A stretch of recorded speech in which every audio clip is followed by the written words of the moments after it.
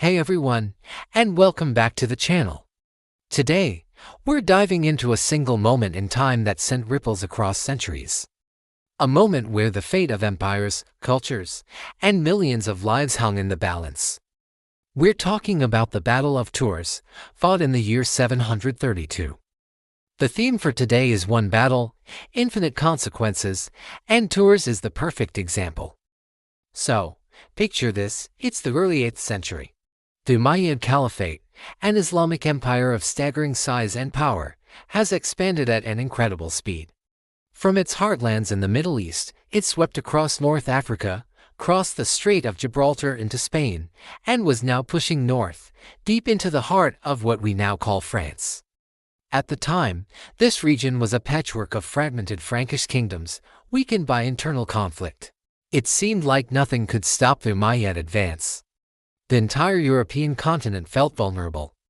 The Umayyad governor of Al-Andalus, modern-day Spain, was Abd al-Rahman al-Ghafiqi. He was a skilled and ambitious commander leading a formidable army.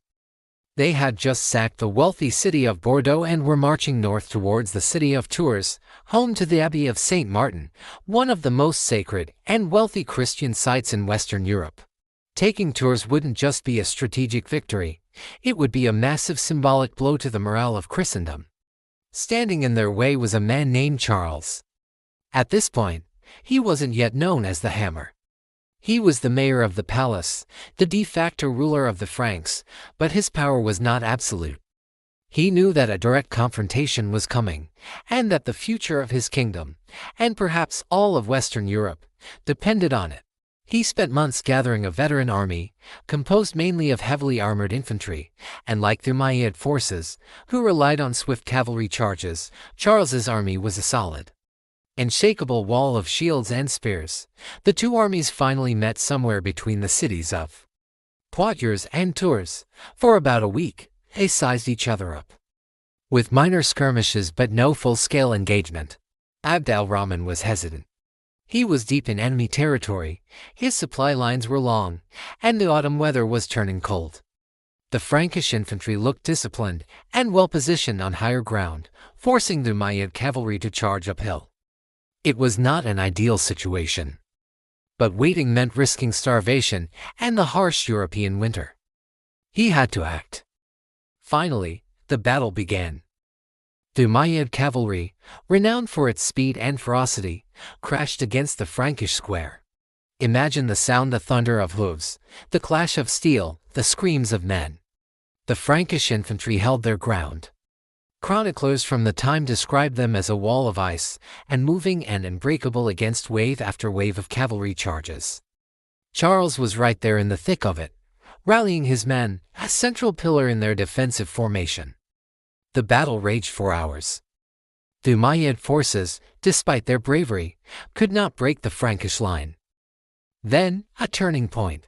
A rumor, possibly started by Frankish scouts sent by Charles, spread through the Umayyad ranks. The Franks were raiding their camp, threatening the vast treasures they had gathered on their campaign, many of the Umayyad horsemen, their primary motivation being the spoils of war, broke off from the main attack and raced back to protect their loot. This created chaos and confusion. Abd al-Rahman tried to rally his men to bring order back to his fracturing lines, but in the chaos, he was surrounded and killed. The death of their commander was the final blow. As night fell, the fighting subsided. The Franks held their positions, expecting the battle to resume at dawn. But when the sun rose, they saw the Umayyad camp was deserted. Under the cover of darkness, the invaders had retreated, leaving behind their tents and heading back towards Spain. The Franks had won. Charles had earned his new name, Charles Martel, or Charles the Hammer. Now, let's talk about the infinite consequences. The first and most obvious one is that the Battle of Tours halted the northward expansion of the Umayyad Caliphate into Europe from the west. Had they won, there was no other significant military force to stop them from conquering the Frankish kingdoms. Historians debate what would have happened next. Would they have crossed the Channel into England, pushed east to meet the Byzantine Empire? We can't know for sure, but the political and religious map of Europe would have been completely redrawn. The victory massively boosted Charles Martel's authority. He was hailed as the savior of Christendom. This victory allowed him to consolidate his power over the Franks, laying the foundation for his son, Pepin the Short, and more famously, his grandson, Charlemagne, to build the Carolingian Empire. This empire would become the political and cultural heart of Europe for centuries, defining the very concept of Western civilization and the medieval Christian kingdoms. Without Tours, there is likely no Charlemagne, and without Charlemagne, the history of Europe as we know it simply doesn't exist. The battle also had a profound psychological impact. It created a narrative of a unified Christian Europe defending itself against an external threat.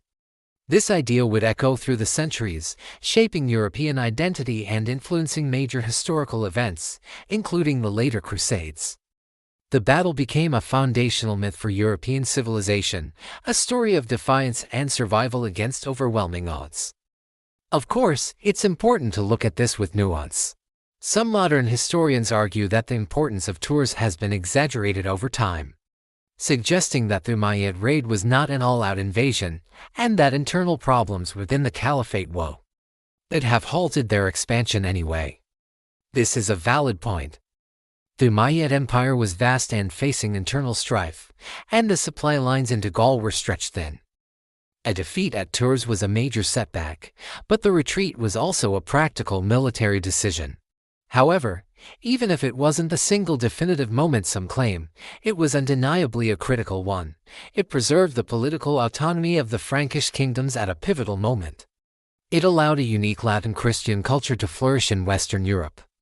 A culture that would eventually give rise to the Renaissance, the Enlightenment, and the modern Western world. The languages we speak, the laws we follow, the very borders on our maps, so much of it can be traced back in a long and broken line to the world that was saved on that field in 732. Think about it. One battle. One clash of armies on a cold autumn day. And from it, a chain of consequences that stretches across 1300 years, shaping the world we live in today. It's a powerful reminder of how history is not a gentle, flowing river, but a series of sharp, dramatic turning points. The Battle of Tours was one of the sharpest turns of all. One battle, with truly infinite consequences. What do you think? How different would the world be if Charles Martel had lost? Let me know your thoughts in the comments below. I love reading your alternate history theories. Thanks for watching, and if you enjoyed this journey back in time, make sure to hit that like button and subscribe for more deep dives into the moments that made us. See you in the next one.